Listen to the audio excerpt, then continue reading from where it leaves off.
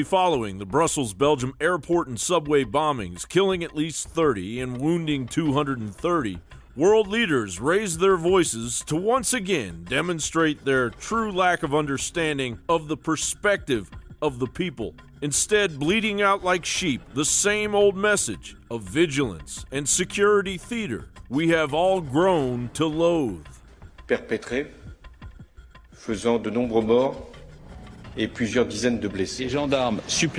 400 extra police officers have been deployed in the airports in the Ile-de-France area, that's Roissy and Orly, dans les espaces publics et dans les zones réservées. and in public areas. All levels of government in Germany are working towards the goal to provide maximum security for the people of Germany. The Charlie Hebdo, Paris, and San Bernardino massacres should be a clear indication that the claims of ISIS that this is only the start of the storm aren't to be taken lightly. And these attacks were undertaken by a wave of ISIS that was allowed to grow in the belly of Europe like a cancer, a caliphate disguised as the huddled masses.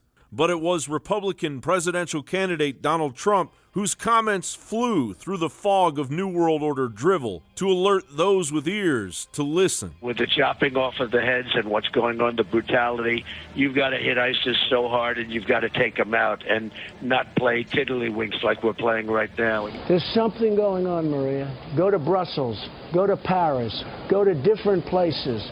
There's something going on, and it's not good, where they want Sharia law, where they want this, where they want things that, you know, there has to be some assimilation. There is no assimilation. What do you think of the New York Times? They took you to task about your assessment of Brussels. Were you right? Of course. I mean, you take a look at it. Brussels is a disaster. Republican presidential candidate Ted Cruz played his hand early, immediately demonizing Trump's rhetoric, while the body count in Belgium continued to rise. It is striking that the day after Donald Trump called for America weakening NATO, withdrawing from NATO, we see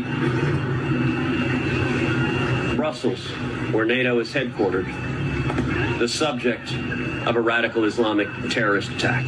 President Obama, not to be ignored, asked to be indulged on the matter, and then proceeded to spew out more divisive and failed leadership rhetoric. Please indulge me. I want to comment on the terrorist attacks that have taken place in Brussels.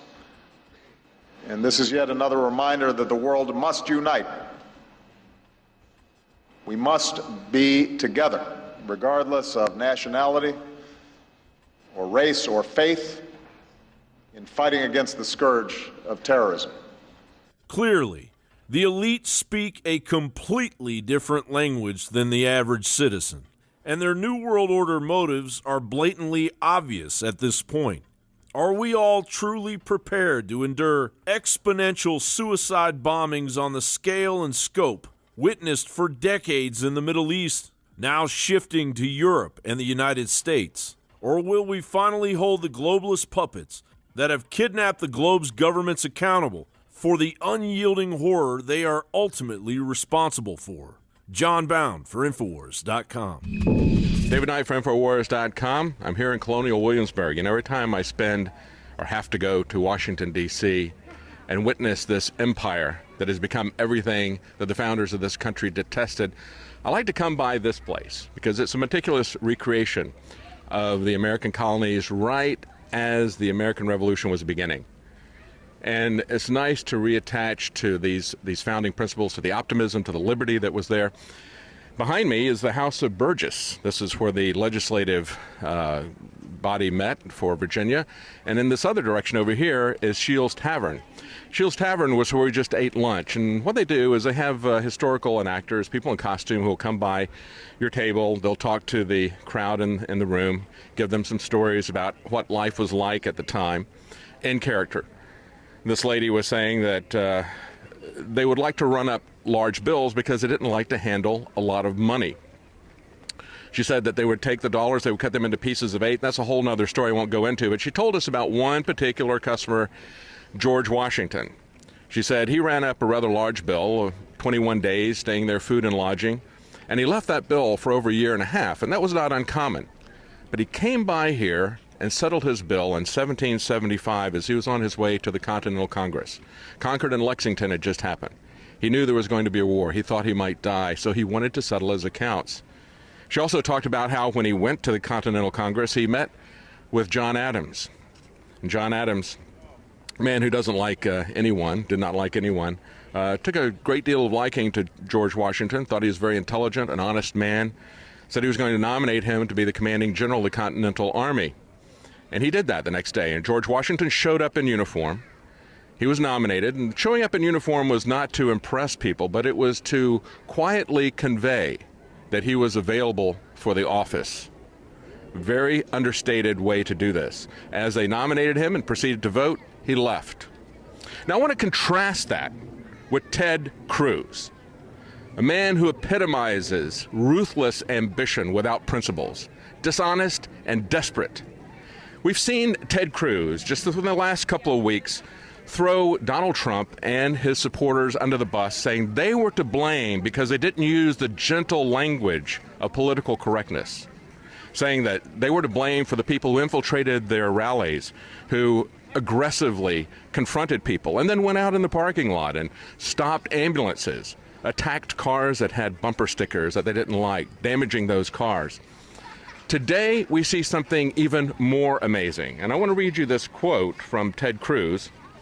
This is what he said in response to the shootings in Brussels. He said, "Well, I will say it's striking that the day after Donald Trump called for America weakening NATO, withdrawing from NATO, we see Brussels, where NATO is headquartered, the subject of a radical Islamist terror attack.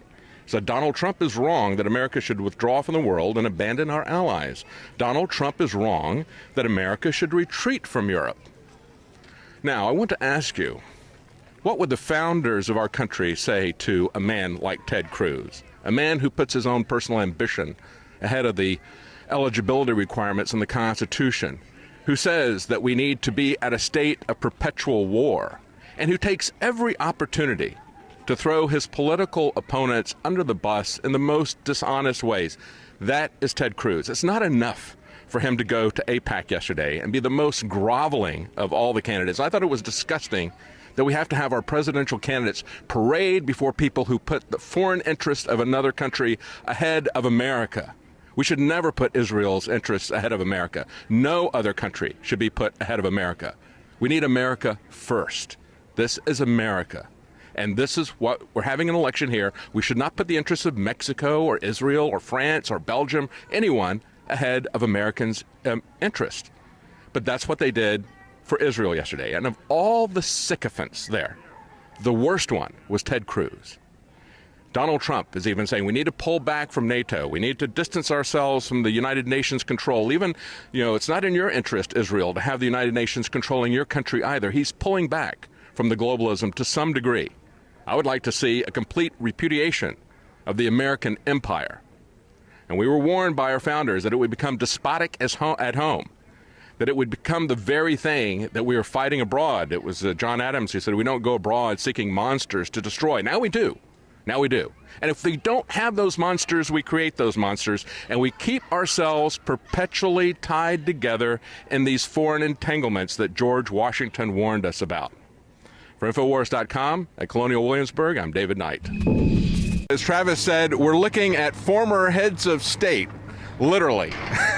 It's Washington or bust for these guys, and it looks like it's bust because they're starting to decay. This is going to be part of an amusement attraction here in Virginia.